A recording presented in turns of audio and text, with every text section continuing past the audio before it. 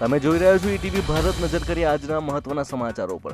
રક્ષામંત્રી રાજનાથસિંહ 24 ફેબ્રુઆરીએ જમ્મુની મુલાકાત લેશે. તેઓ કમાન્ડ હોસ્પિટલના બિલ્ડિંગનું ઉદ્ઘાટન કરશે અને સેનાના કમાન્ડરો સાથે ચર્ચા કરશે.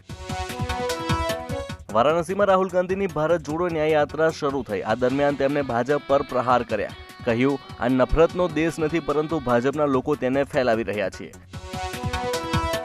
આમ આદમી પાર્ટીની સરકારે વિધાનસભામાં વિશ્વાસ મત જીત્યો. આમ આદમી પાર્ટીના ધારાસભ્યોને ખરીદ ફરોખના મામલે વિશ્વાસ મત રજૂ કર્યો હતો.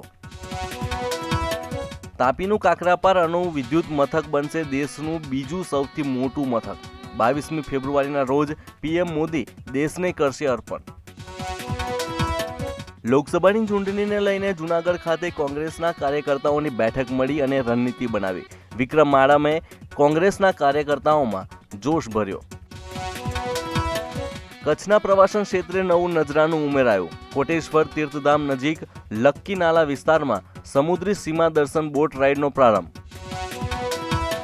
વડોદરામાં રાષ્ટ્રવ્યાપી હડતાલ અને ઔદ્યોગિક કર્મચારીઓએ ગાંધીગૃહ ખાતે એકત્રિત થઈને રેલી સ્વરૂપે નીકળીને કલેક્ટરને આવેદનપત્ર પાઠવ્યું. ખેડૂતોએ કેન્દ્ર સરકાર સામે સૂત્રોચ્ચાર કર્યા.